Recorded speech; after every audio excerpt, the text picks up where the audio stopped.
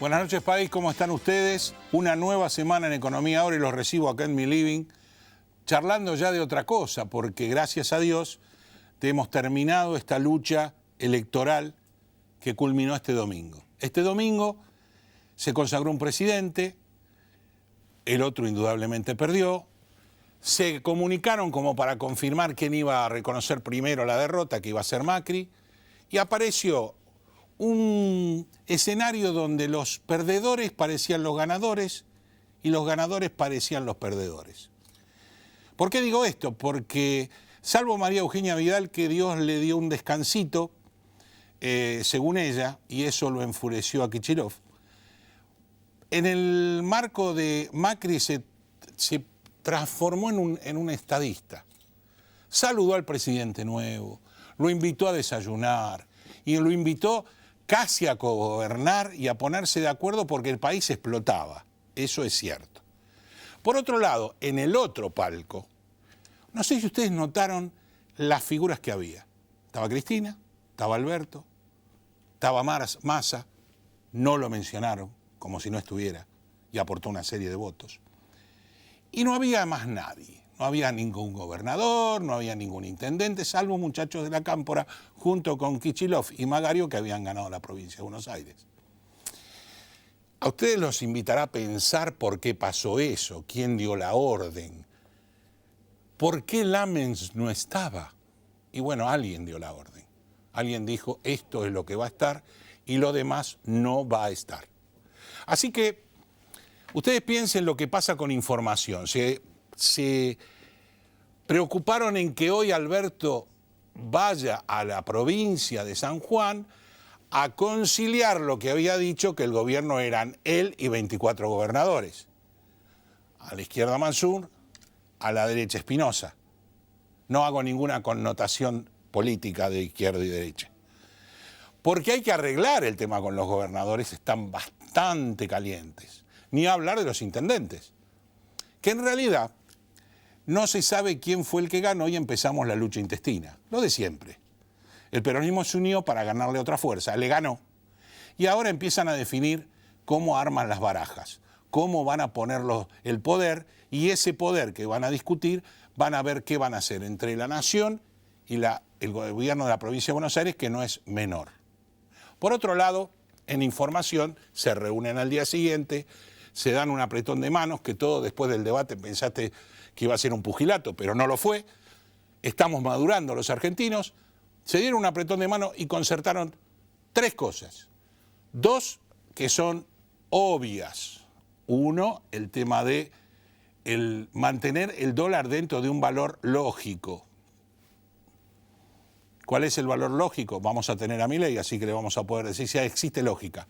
Por otro lado, acordaron tratar de guardar o sostener las reservas del Banco Central, que fueron dinamitadas desde las PASO hasta acá.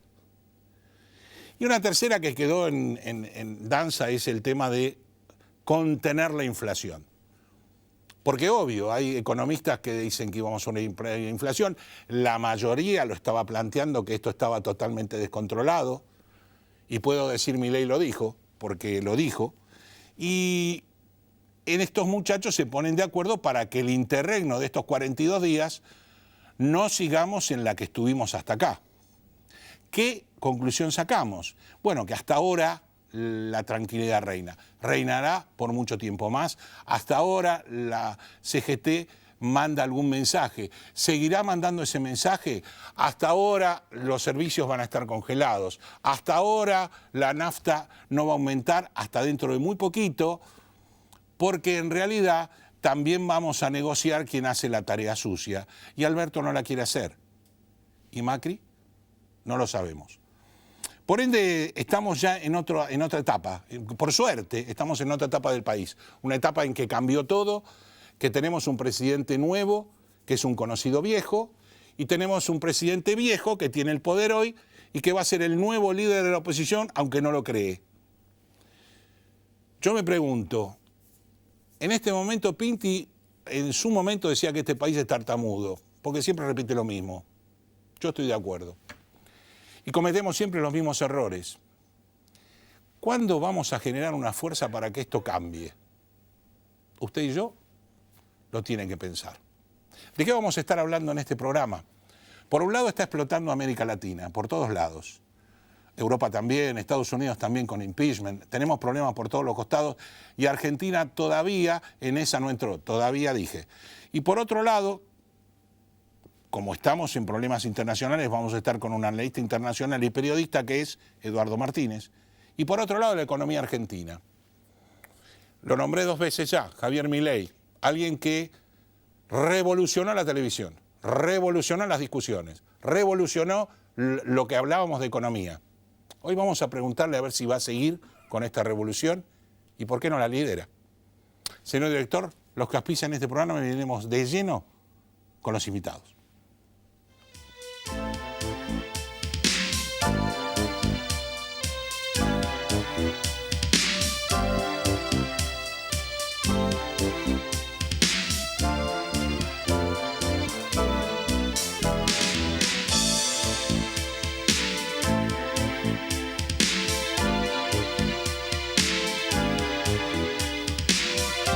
Alianza Group nace ante la necesidad de contar con una empresa confiable para realizar tareas de remanejo de mercadería. Ofrecemos almacenaje, etiquetado, acondicionamiento, estampillado fiscal, armado de pedidos, estibaje, inventario, control de stock, promociones, paletizado y servicio de limpieza. Contáctenos al 011-2153-0857 o a info@alianzagroup.com.ar.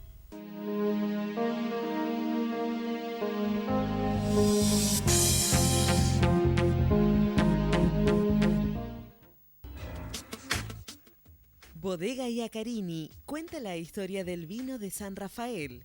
Cada una de sus líneas transmite los valores de la tradición, el culto al trabajo y su recompensa, el homenaje a sus hacedores.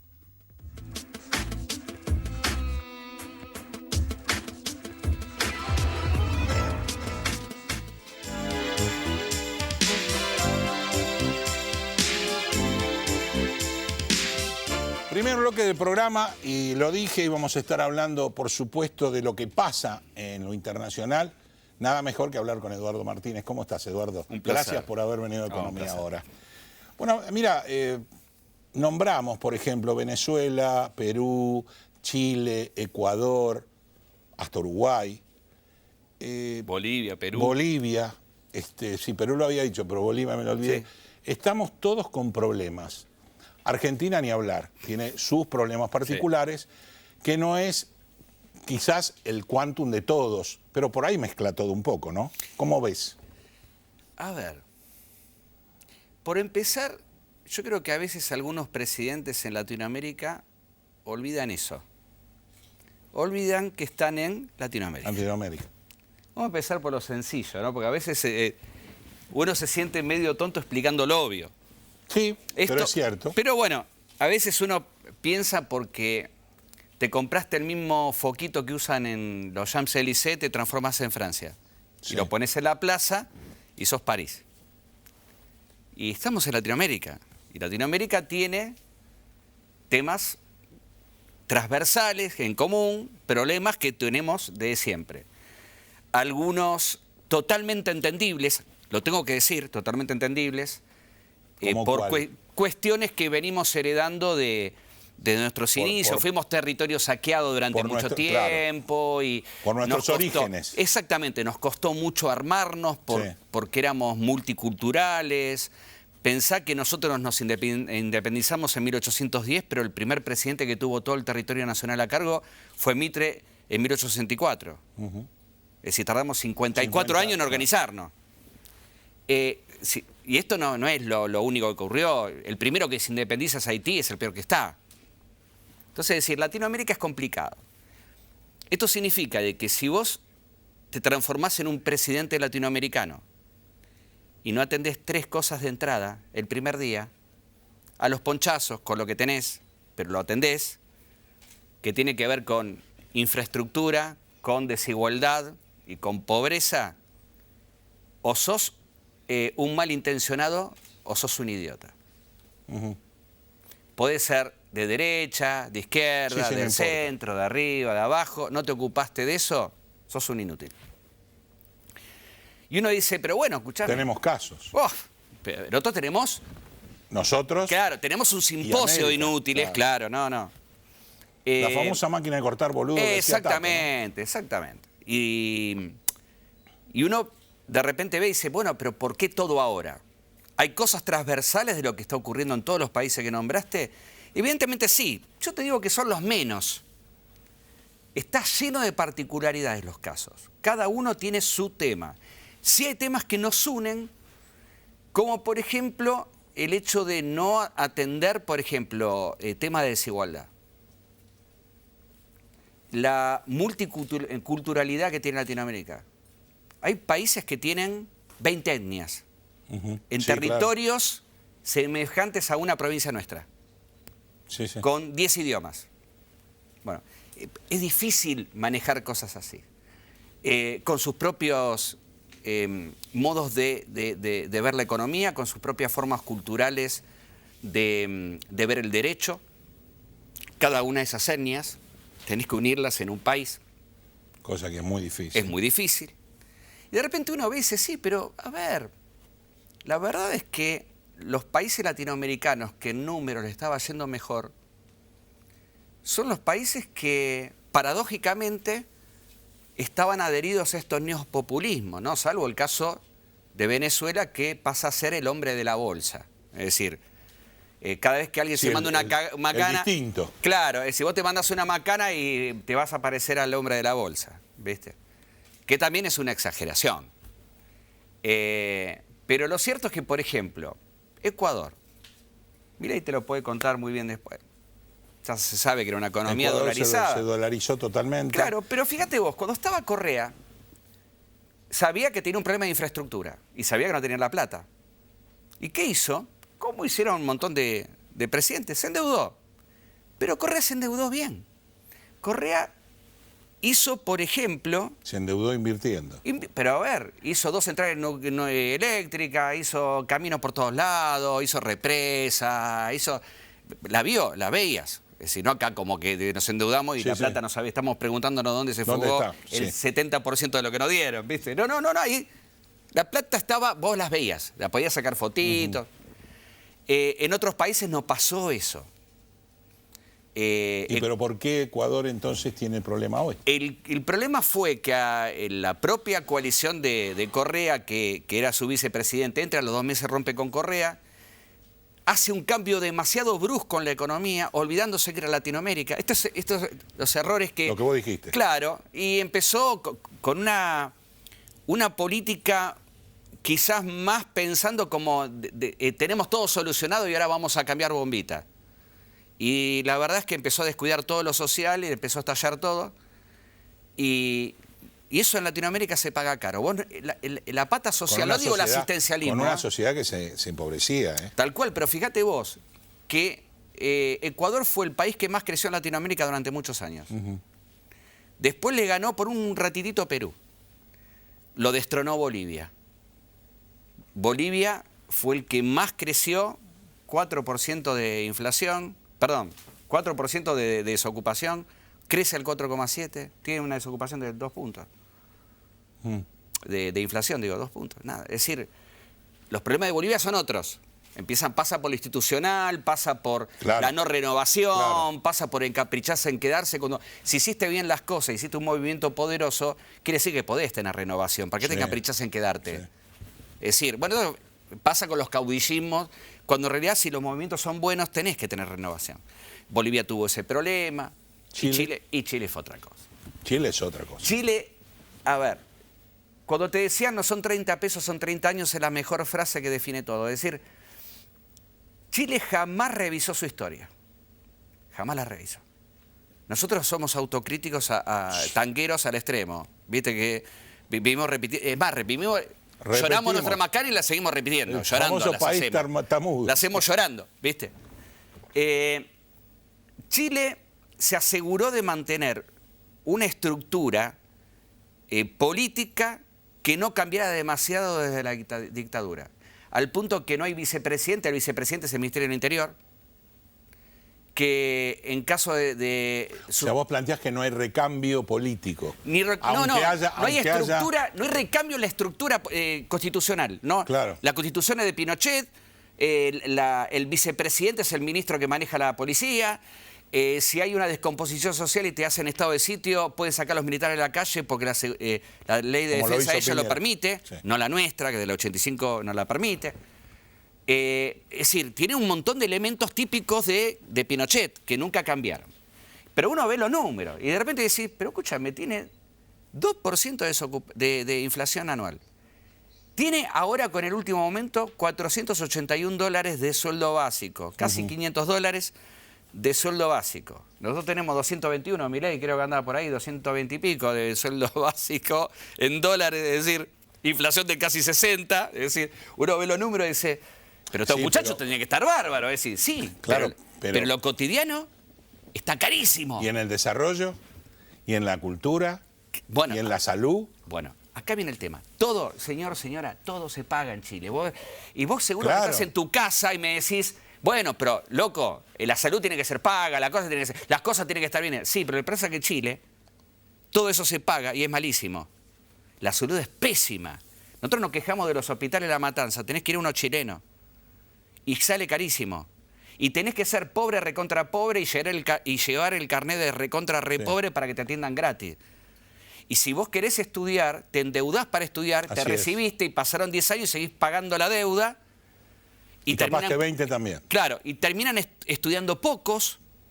Y entonces te dicen, pero bueno, che, loco, aumentaron el 4% del subte. Sí, no, bueno, pero esa es la gota. Esa es la gota, pero también te digo que esa gota fue un chorrazo porque el 4% involucra, para hacer cuentas de las que nos gustan hacer fáciles, de un sueldo mínimo vos vas a trabajar, ida y vuelta solamente en el subte, no te tomas un colectivo, ¿eh? No se te ocurra tomarte un colectivo. No existe. Vas y volvés en el subte, 20 veces al mes, ida y vuelta, es decir, vas y volvés 20 días, 40 veces, 13,8% de tu sueldo mínimo, solamente viajar en el subte. Solamente viajar. En el subte, una vez, ir a trabajar. Vuelta. No vayas a otro lado, no te tomes un colectivo para unirlo con el subte. Y la explosión de Chile, ¿no es la explosión que en su momento existió también en Brasil, cuando Lula trata de incorporar la clase media y después se va, lo van? A ver, la incorporación de esos casi 18 millones de personas que hace Lula, lo hace como con un goteo, sí. Fue subiendo de a poco, fue en los años. Sí. Lo hizo de una manera con una economía totalmente abierta que parecía estadounidense, te digo. Sí, vamos a decir la verdad. Sí, es decir, el discurso era de izquierda, la economía era de derecha, y la hizo lo más prolijo que podía. La pata complicada de Lula fue justamente el tema de corrupción, el lavallato y todo eso, pero la verdad es que lo metió como séptima potencia del mundo en pocos años. Y sacó mucha gente de la pobreza, sí, y sin demasiado asistencialismo, porque él hace asistencialismo al principio, claro. Pero después lo va metiendo en el trabajo. Exacto. Hace una reconversión hizo un plan del asistencialismo al trabajo genuino. Es decir, no quedaron toda la vida en los planes. Es decir, él hizo realmente un trabajo muy importante en lo social. Hizo una economía social. Ahora, todo esto que huele o que lo dijo Maduro, que estaba en cabeza de él determinados problemas que existen en Latinoamérica. Yo creo que no tiene nada que ver, porque Maduro tiene un problema mucho más serio, pero que viene bien a notarse. ¿Sabes lo que hizo? Se armó la marcha y él se trepó con el megáfono. Eso es lo que hizo. Claro. ¿Entendés? Es decir, no, no son cosas, no puede organizar ni lo cotidiano Maduro. Vamos a decir la verdad. No puede organizar, no puede la capital organizar de nada. Hasta la izquierda argentina insulta a Maduro. Toda la izquierda insulta a Maduro. Es decir, Maduro ni siquiera es izquierda Maduro. Maduro es nada. Es la nada misma. No es chavismo, no es nada. Es decir, es Maduro, él y su locura. Es decir, no... El chavismo quedó hace 3 años atrás, es decir, desapareció el chavismo. Entonces no existe ningún movimiento internacional que algunos pueden aducir a que dé esta sensación de explosión de América Latina. No, existen anteojeras de políticos que no saben qué están gobernando, que no tienen ni idea. Y que o que tienen sí lo que decís vos, no tienen noción de que están en América Latina. Que no están en América Latina y que sí, obviamente, el efecto contagio empuja, porque si ves que de repente en un lugar sirve el movimiento, y pucha, yo también lo hago, es el momento, estoy cansado, ¿por qué no es? Quiere decir que este es un buen momento. Ahora que todo el mundo está mirando a Latinoamérica, es el momento. Y hubo operativo contagio, sí hubo contagio, pero vos mirás la razón, fíjate vos el caso de Chile. Distintos. Claro, el caso de Chile, ellos se enojan con los políticos de la izquierda que se acercaron a las marchas, los sacaron a patadas. Es una revolución de clase media, sí. media y baja, y están todos. Hoy la estaban llamando, por ejemplo, la revolución transversal, porque dice que en la calle ves el más rico y el más pobre, están cansados que lo de arriba no están entendiendo absolutamente nada. El tema de educación, el tema de salud, pasó a la izquierda, a la derecha, y esas cosas nadie las sabe. ¿Y en Argentina qué tal? ¿No pasa lo mismo? Parte. En Argentina lo que pasó acá, y bueno, sigue pasando, pero digo, yo creo que a mí me gusta hacer esa comparación, ¿no? El caso de este presidente saliente, de Macri, primero hubo 2 cosas. Primero que él creía que con el nombre todo era más fácil, Sí. ¿no? Ni que fuera Donald Trump, no, ni siquiera, porque a él también le cuesta. Segundo, ya fue un error de base. Sí, no, él creía que con su fama y sacándose fotos y con la mujer, bastaba. La segunda es que no entienden, y me gusta este ejemplo, que cuando vos sos presidente en cualquier parte del mundo, pero en Latinoamérica se paga caro, te dan a administrar una escalera de 100 escalones. Vos tenés el primer escalón, lo más urgente, que yo, el hambre extremo, el número 100, ponele el foquito de la plaza. Él agarró y empezó a ponerle garra del escalón 70 al 100. Entonces, cuando vos caminás por... otro quedó. Claro, vos... No quedó, se perjudicó más. Se perjudicó más. Entonces, ¿qué usaba? La madera de los primeros escalones para llenar los otros. Entonces, si vos caminás por una plaza y está la florcita, ¿qué imaginás, señora y señor? Que lo de abajo, si no está arreglado, está en camino. Claro. Y cuando pasa el tiempo y la realidad te alcanza, te quedaste sin madera de los primeros escalones, y la realidad te alcanzó, no te alcanzó la fama, no te alcanzó la cara, no te alcanzaron los amigos, no te alcanzó nada, terminaste en el peor de los prestamistas, yendo a las 4 de la mañana tocando el timbre. Y cuando vas a un prestamista a las 4 de la mañana te destroza. Sí. ¿Y qué hizo el prestamista? Nos puso arriba de la escalera una cámara. Y te dice, este escalón. Entonces, si eras inútil antes, ahora sos oficialmente inútil porque te hacen hacer inutilidades. Y todo se agravó. Ahora, los escalones están rotos. Sí, pero a pesar de eso, la sociedad quedó como dividida entre una parte que es peronista y otra parte que es antiperonista, del peronismo que quiere. Sí, siempre lo fue, pero de alguna manera... Sí, pero mucho más fuerte. Sí, y yo creo que el error fue... O sea, es como que quedó instituida. Raúl, crearon un Frankenstein que no pueden controlar. Sí, ¿qué hizo Cristina? Creó el Frankenstein Macri para que no avance Massa. Y el Frankenstein le ganó. Y después el otro infló a Cristina y Cristina le ganó. Y Cristina es el único caso en la historia de la humanidad que renuncia a poder para tener el poder. Y le sale bien, explícamelo. ¿Quién renuncia al poder para tenerlo? Todos los cargos políticos habidos y por haber, presidenta, ahora es vicepresidenta, senadora, diputada, una maravilla. Pero tuvo una habilidad, toda la cero habilidad política que tuvo para gobernar, sobre todo en el último periodo, cero, malas elecciones en todo sentido, malas elecciones económicas, malas elecciones de gente, hizo todo mal. Bueno, después parece que tuvo un rayo y empezó a hacer políticamente todo bien. Muy inteligente. Una construcción política tan brillante Y aparte otra de las cosas, si vos a Se eso... les dio el poder. Se dio el poder, lo consiguió, y del otro lado, después de haber inflado, después de ponerla como enemigo, cuando ese enemigo te gana 2 veces, porque vos le estabas diciendo que era Venezuela. Estuviste 3 años diciendo que esa persona era Venezuela. Si Venezuela te ganó, imagínate lo desastre que sos Lo entonces. has hecho vos, sí. Este es el mensaje que le queda a la gente. Gracias, Eduardo. Gracias por haber venido a Economía Ahora y realmente nos dejás pensando, ¿eh? Es cierto, nos ganó Venezuela y 5-0 y mal. Y mal. Gracias por haber venido. Un placer. Hacemos apenas una pausa y venimos con Javier Milei.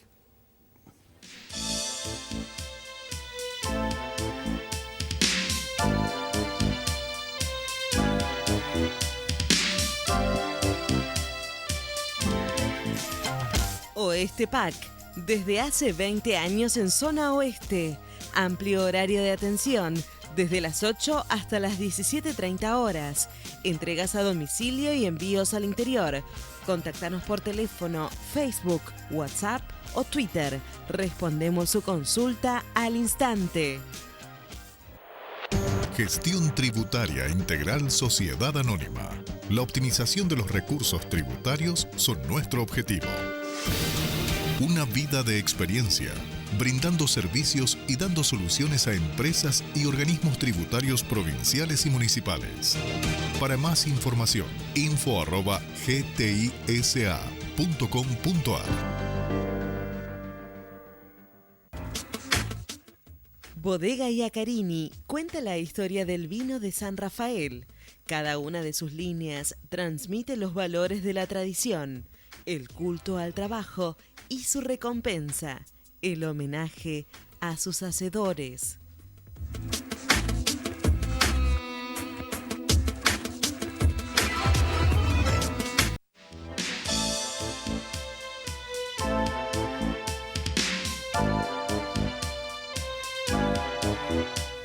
Bueno, segundo bloque del programa, señores de las redes, lo tenemos acá al Rolling Stone de la economía, Javier Milei. ¿Cómo estás, Javier? ¿Qué tal, Raúl?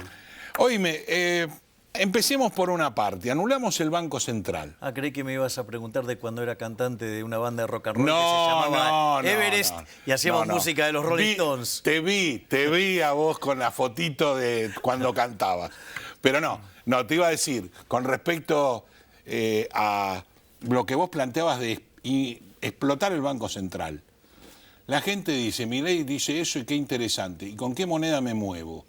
Explícales. Bueno, la propuesta tiene 2 partes. Sí. Una es una reforma financiera y después eliminar el Banco Central. En síntesis, ¿cómo lo haces? Bueno, primero ir a una banca Simon, porque en realidad, en rigor, los bancos centrales existen para hacer la función de prestamista de última instancia. Es decir, Claro. en caso de que, como vos trabajás con un sistema de encaje fraccionario, en caso de que tengas una corrida, lo que hace el Banco Central es te da redescuentos contra crédito que vos has dado y en función de eso te asiste. ¿Para qué? Para que vos puedas manejar tu descalce de plazo en la cartera, digamos... Entre lo que tomo y lo que presto. Exactamente. Entonces, lo primero que vos tenés que hacer es evitar la posibilidad de que haya una corrida, porque vos no vas a poder emitir dinero cuando elimines el Banco Central. Entonces, Exacto. Eso se llama banca Simons. Eso fue creado en la década del 30 en la Universidad de Chicago por 6 académicos de la Universidad de Chicago, que constaba básicamente en separar la banca en 2. Por un lado, lo que se llama el almacén de valor. Sí. Es decir, es como si fuera una caja fuerte o una caja de seguridad. Vos vas, dejás tu dinero ahí. ¿Qué dinero? Bueno, ahora vamos a ver Bueno, qué dale, dinero. dale, está bien, Entonces, lo dejás, lo depositas. Vos dejás tu dinero ahí en esa caja de seguridad, pagás un fee anual y vos después, si querés, vas, los sacás cuando se te da la gana, los vas a visitar, los billetes, los tocás, los olés, te sacás fotos Es como con si ellos. fuera una caja de seguridad. Exactamente, es como una caja de seguridad. Bien. Y lo otro es lo que se llama la banca de inversión. ¿A vos te gusta la tasa de interés? Ok, si te gusta el durazno, bancate Vas a la jugar la pelusa. pelusa. Exacto. Entonces, vos vas a una suerte de fondo de inversión.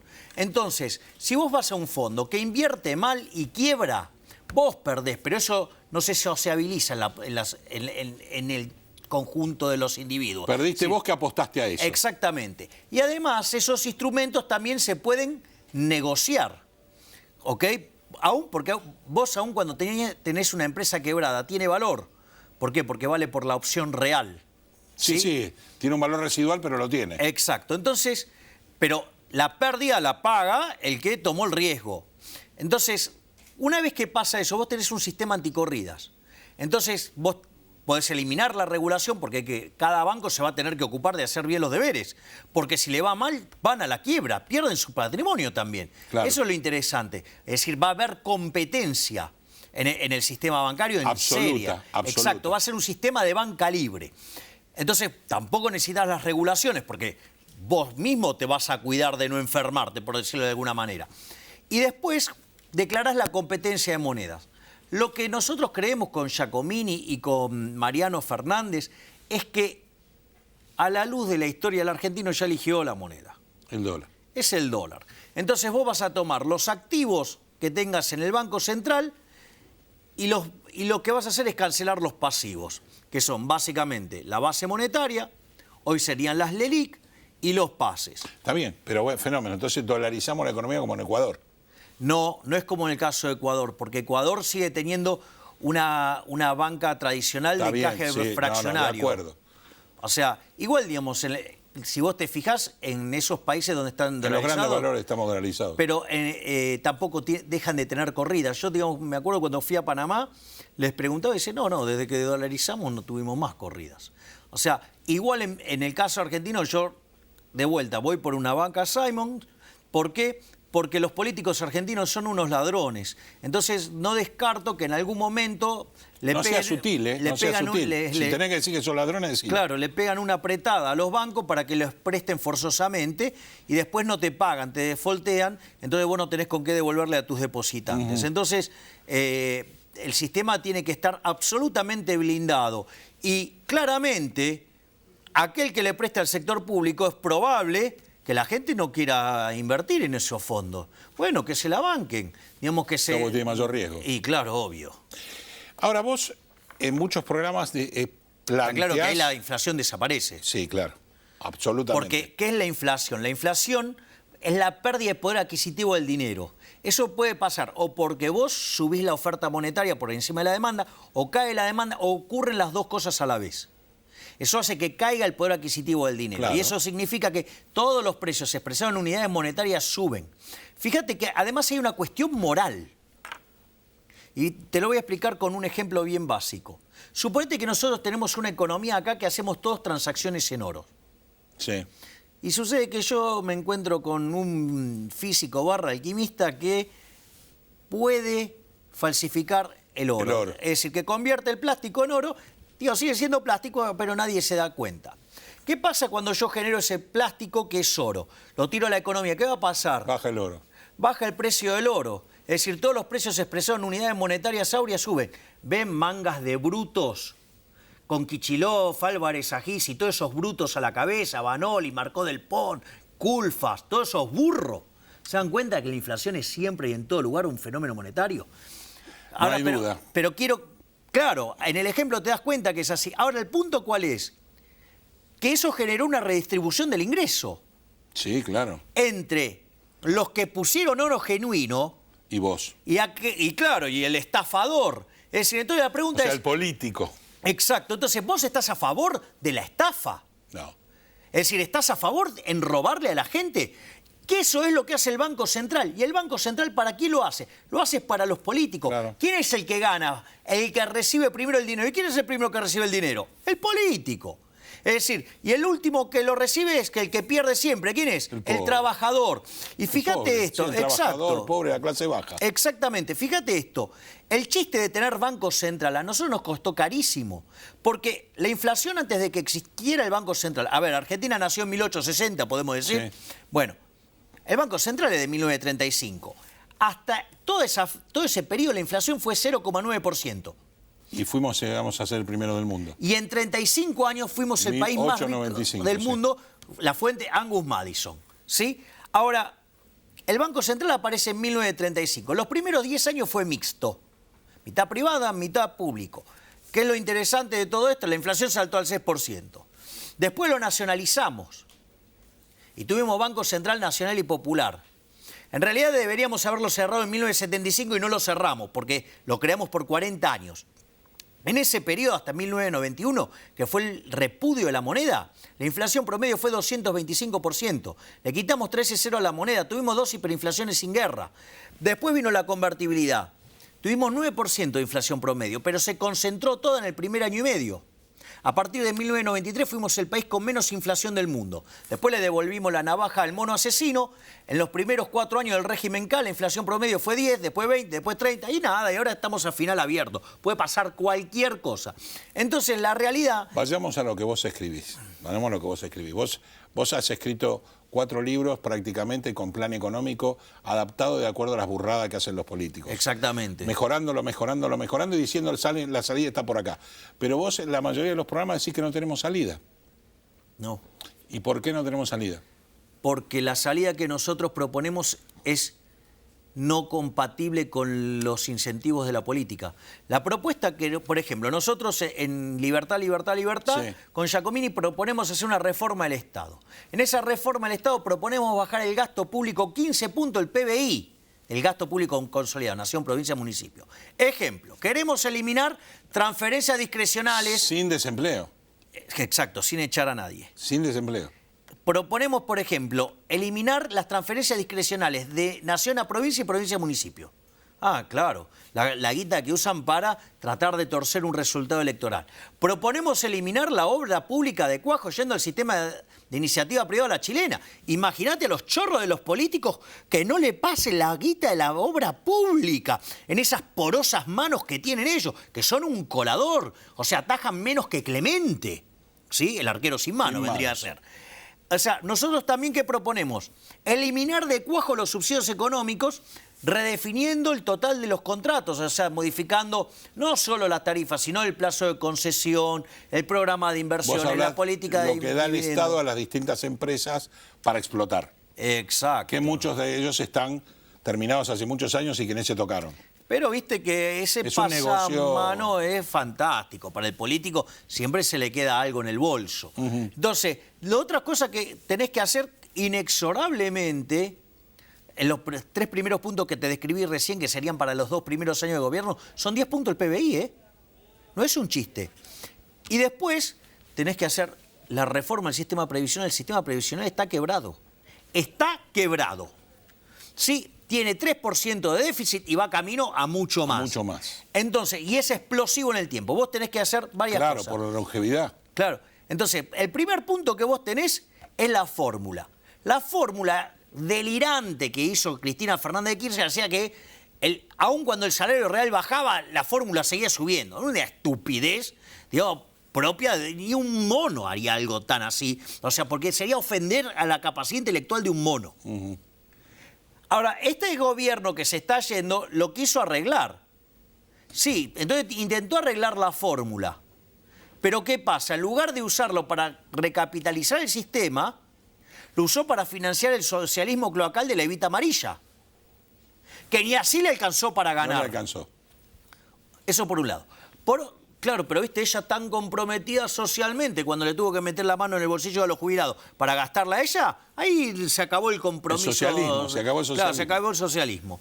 Después, es como todo socialista, viste que el socialista quiere... Me toques a mí. El socialismo claro, quiere compartamos lo tuyo. O sea, quiere todo lo tuyo menos tu trabajo. Claro. Viste, porque si hay algo que ellos le tienen alergia es al trabajo y al agua.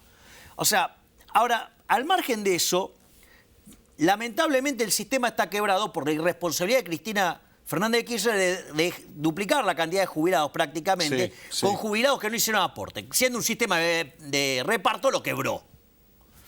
Entonces no te queda otra que estirar la edad jubilatoria. No te queda otra. Y como si todo esto fuera porque no te va a alcanzar, vas a tener que bajar el beneficio. Lamentablemente es así. Es decir, hay que explicarle a la sociedad las macanas que se hicieron y hay que arreglarlas. Si no la arreglás de una vez por todas, digo, el problema te va a comer. Claro. Es una bola de nieve. Claro, el problema te va a comer y te va a destrozar el crecimiento. Eso, digamos, y después, como nosotros proponemos la baja de impuestos, 10 puntos del PBI, en 2 etapas de 5, por ejemplo, permitir el ajuste por inflación, eliminar el impuesto a las ganancias reinvertidas, bajar las cargas patronales, ¿sí? Todo, bajar ingresos, eliminar ingresos brutos, anticipo de ganancias, bienes personales. Milei, vos lo que estás diciendo es lo que todos los profesionales estamos pidiendo. O sea, ya tendrías un cúmulo de votación de profesionales que te adoran. Porque no solo hay que decirlo, vos lo escribiste y hiciste cómo hacerlo. Entonces, ¿por qué no puede generarse una fuerza que luchemos contra esto que estamos todos en contra? Porque hay una cuestión de índole cultural. Para mí, O sea, ¿qué lectura tenés después de esta votación, por ejemplo? Bueno, la sensación que yo tengo es que hay una batalla cultural por dar, donde hay un conjunto de la población que básicamente representa la barbarie. Estamos de acuerdo. Y otra parte de la población que representa la civilización. Hay un nuevo libro de Alberto Venegas Lynch, hijo, sin lugar a dudas, el máximo exponente liberal argentino de toda la historia, por quien tengo una gran admiración, respeto y afecto. Y me tocó comentarlo ese libro, él lo escribió con Gustavo Peretnik, son diálogos. El primer libro que hicieron juntos fue Autopsia al socialismo, les fue tan bien que hicieron El retorno a la barbarie. En este se pelearon un poco, porque Gustavo es un liberal clásico y Alberto te diría que es entre minarquista y anarcocapitalista, que él eso lo llama el autogobierno. Exacto. ¿Y qué definen ellos como la barbarie? La barbarie es la idea de la justicia social. La idea de la justicia social, la redistribución del ingreso. Porque detrás de esa máscara de la igualdad se esconden los valores de la envidia, el odio, el resentimiento, el trato desigual frente a la ley, el robo, porque en el fondo, digamos, un tipo hiperenvidioso contra el que le va bien utiliza los mecanismos del Estado para robarle el fruto de su trabajo para vivir él. Es decir, con lo cual la justicia social es injusta y abreva por los peores valores. Está sacándole a otro para vos. Bueno, eso es un robo. Y entonces el otro nunca se va a esforzar. Bueno, a ver... Tenemos un minuto, pero no quiero dejar que me contestes porque sé tu admiración por la persona que dijo en su discurso, nos dejan tierra arrasada. Se llama Axel Kicillof. Axel Kicillof me parece un pésimo economista, ha sido el peor ministro de Economía de la historia argentina, tuvo los mejores términos de intercambio de la historia argentina, 30% arriba de lo que tuvo Perón a la salida de la guerra, tasas de interés nulas en un mundo financieramente integrado. Argentina debería haber crecido en términos per cápita entre 9 y 11%, y durante la gestión de Kicillof cayó 1%, año a año. Por lo tanto, él no está en condiciones de decir semejante barrabasada de nadie, porque además también dejó la deuda del dólar futuro, una economía imposible de funcionar, o sea, con lo cual, la verdad que ¿de qué se sorprende? Es cierto, digo, que este ha sido un gobierno de inútiles, que ha hecho todo mal, pero justamente, no porque, digamos, hizo cosas muy distintas a las que él hacía. Si este fue un gobierno de keynesianos, es decir, Marcos Peña, cuando tuvo que elegir entre Melconian, que le proponía ajustar, y el chanta de Prat Guy, que le dijo, esto no acá no hay que ajustar, esto hay que gastar. ¿Y qué hizo? Hizo el Fondo de Reparación Histórica. Keynes. ¿Para qué? Claro, para levantar la propensión marginal a consumir. ¿Y dónde terminamos? En el Fondo Monetario Internacional.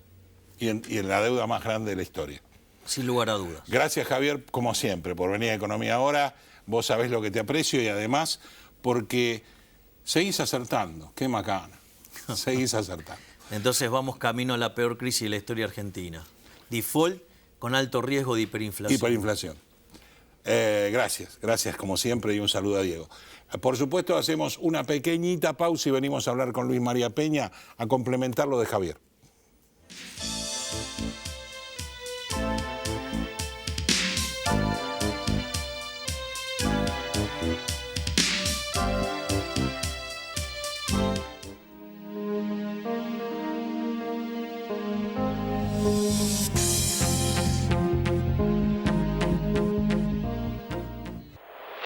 Gestión Tributaria Integral Sociedad Anónima. La optimización de los recursos tributarios son nuestro objetivo. Una vida de experiencia, brindando servicios y dando soluciones a empresas y organismos tributarios provinciales y municipales. Para más información, info@gtisa.com.ar. Bodega Iacarini cuenta la historia del vino de San Rafael. Cada una de sus líneas transmite los valores de la tradición, el culto al trabajo y su recompensa, el homenaje a sus hacedores.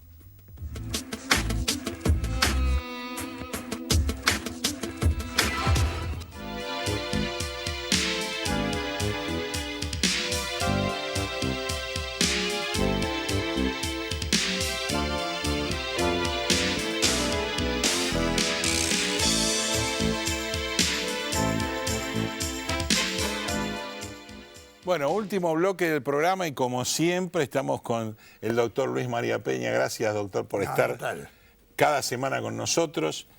Y yo tengo una duda después de esta liberación de Cristóbal López y Fabián de Sousa con respecto a por qué. Primero, ¿por qué salen? Y segundo, ¿por qué no fue a penal tributaria si eran históricamente 8.000 millones? Y en penal tributaria no salen más. Correcto.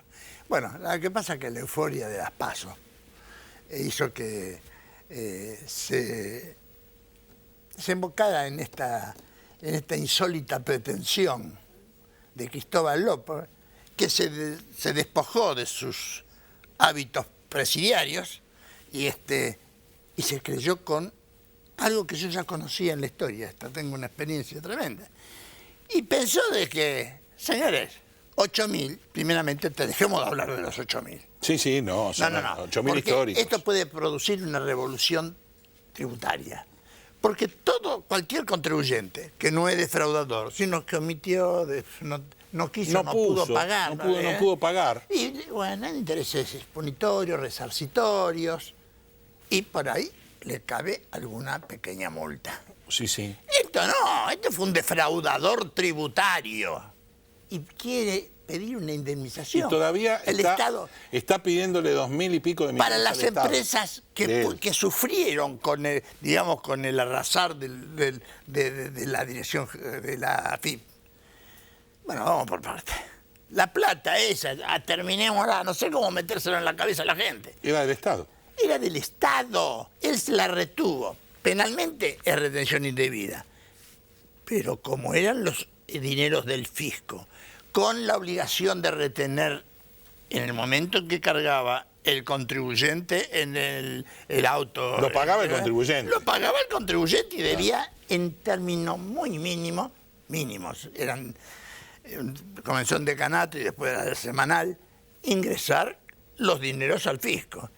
No era él le robó la plata y con eso reforzó, fondió los medios mediáticos. Sí. Y ahora se le ocurre, y así con ese desenfado, y como diciendo, ahora van a ver.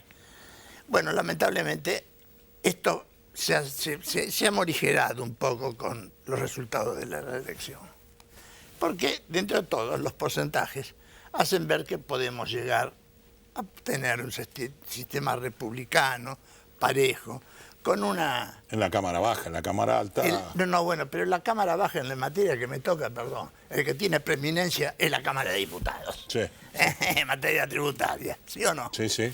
Bueno, y aparte de eso, espero que... no era el resultado que yo esperaba, pero tampoco podíamos estar toda la vida ante la inactividad estatal y en algunos casos la tontería estatal. Tenía que cambiar.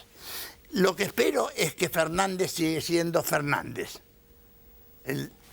Que no cambie el Alberto. Que no cambie de. Que no cambie de, efectivamente.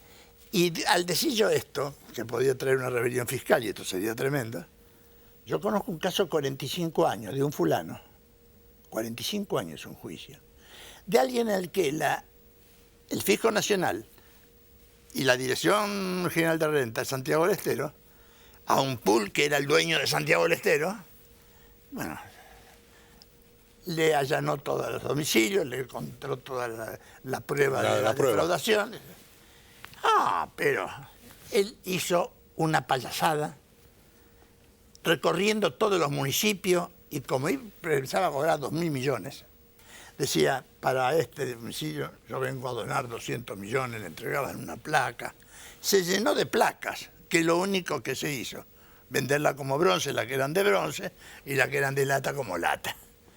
Después de 45 años de pasar por todos los estratos judiciales, provinciales y nacionales, terminó en la Cámara de Casación, donde por supuesto estaba imputado el gobierno nacional y el gobierno provincial. Y por una serie de cosas, ¿quién habla? Y por supuesto, la Cámara de Casación me vino a felicitar, porque había hecho una cuestión que es, y haber aguantado durante 45 años estar bajo juicio, sí. Bajo un, digamos, juicio, no tenía tenía imputaciones, no tenía procesamiento, por supuesto. Bueno, esto parte. Pero esta gente que ahora va a ir quebrando empresa a empresa, va a ir dejando trabajadores en la calle, ¿cuál va a ser la actitud dentro de pasado mañana, dentro de poco, de Alberto?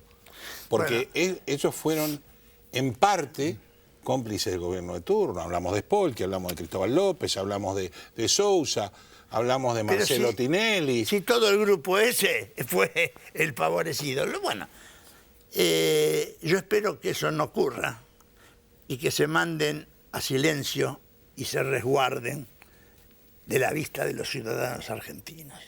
Porque sinceramente, a mí, ver a esa gente, ver esa calidad de gente, estaba escuchando al contador y Economista, no mezclemos. ¿A Milei? Sí, economista, bueno. Y libertad. Está bien. No somos todos iguales en la Argentina. Y ante la ley menos. Ante la ley menos. Claro. Ante la ley menos. Y actualmente menos que menos. Le tengo miedo. Por eso se le ocurre a Cristóbal López salir con esa guasada. Pues es una guasada. Es el insulto al término medio de la inteligencia argentina. Sí, por supuesto. Ahora, y tendrá que tocar otras cosas también, que me molestaron mucho. Me molestaron en la campaña, me molestaron en los debates. No me molestaron por las palabras vertidas, sino por los silencios cometidos. Nadie habló de los jubilados un proyecto.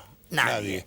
Pero claro, él dijo algo verdaderamente. Hay que reformar la ley previsional. Esto no da para más.